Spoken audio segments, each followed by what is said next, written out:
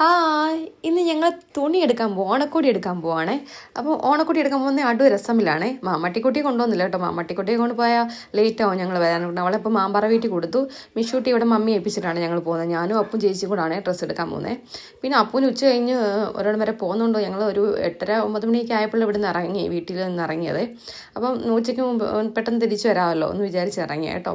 അപ്പം നല്ല കാലാവസ്ഥയായിരുന്നു, നല്ല വെയിലൊക്കെ ആയിരുന്നു കേട്ടോ, മഴയൊന്നും ഇല്ലായിരുന്നു. അപ്പോൾ ഞങ്ങൾ അടു രസമിലാണ് പോകുന്നതെന്ന് പറഞ്ഞില്ലേ.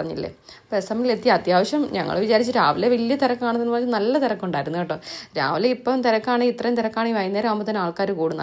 അത്യാവശ്യം നല്ല തിരക്കുണ്ടായിരുന്നേ. ഞങ്ങൾ പിന്നെ പടപടാൻ തുണികളെല്ലാം നോക്കി എല്ലാവർക്കും വേണ്ടിയുള്ള പിള്ളേരുടെ ഉടുപ്പുകളും പിന്നെ ചുരിദാർ എടുക്കുന്ന സെക്ഷനിൽ ഭയങ്കര തിരക്കായിരുന്നു. പിന്നെ ഷർട്ടുകൾ എടുക്കാനും അങ്ങനെ 2 പെട്ടി നിറച്ച് ഷർട്ടൊക്കെ എടുത്തേ. അപ്പോൾ ഒരു 11:30-12 ആകുമ്പോഴത്തേ ഞങ്ങൾ ബില്ലൊക്കെ അടിച്ച് വെളിയിറങ്ങി കേട്ടോ. ഒരു ഭാഗ്യം കിട്ടിയിട്ടുണ്ട് ചേച്ചി കൊണ്ട് പോകും ഫ്രണ്ടിൽ കേട്ടോ.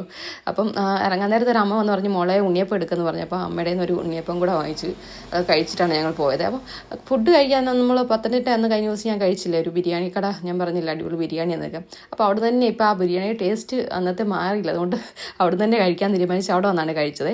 വലിയ അന്നത്തിന് അത്രയും ടേസ്റ്റ് എനിക്ക് തോന്നിയില്ല കേട്ടോ. അതിന് കുഴപ്പമില്ലായിരുന്നു. പിന്നെ അവിടുന്ന് പെനി ഐസ്ക്രീമിൽ നിന്ന് ഞാനും ചേച്ചി ഒരു ഐസ്ക്രീം വാങ്ങിച്ച് കുടിച്ചിട്ടാണ് വീട്ടിൽ ചെന്നത്. അപ്പോൾ അപ്പു കഴിച്ചില്ല. അപ്പൂനാണെങ്കിൽ വയറ് ഫുള്ളായതുകൊണ്ട് അപ്പു ഐസ്ക്രീമൊന്നും കഴിച്ചില്ലേ. വീട്ടിൽ കൊണ്ടുവന്ന് പപ്പായുടെ തുണിയെല്ലാം കൊടുത്തു. പപ്പയാണ് എല്ലാവർക്കും ഓണക്കോടി കൊടുക്കുന്നത്.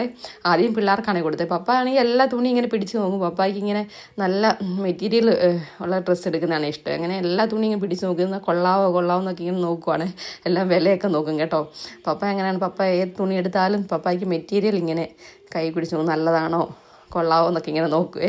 അങ്ങനെ എല്ലാവരും ഓണക്കോടിയൊക്കെ വാങ്ങിച്ചെല്ലാം പപ്പ എല്ലാവർക്കും കൊടുത്തു.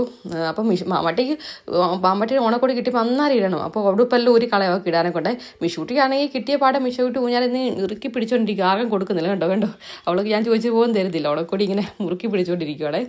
അപ്പം ഇതൊക്കെയായിരുന്നു നമ്മുടെ വിശേഷം. നമ്മൾ ഒരാഴ്ചയ്ക്ക് മുമ്പേ പോയി എടുത്തതെന്ന് വെച്ചാൽ അന്നേരം ആകുമ്പോഴത്തേനും ഭയങ്കര തിരക്കാകത്തില്ലേ.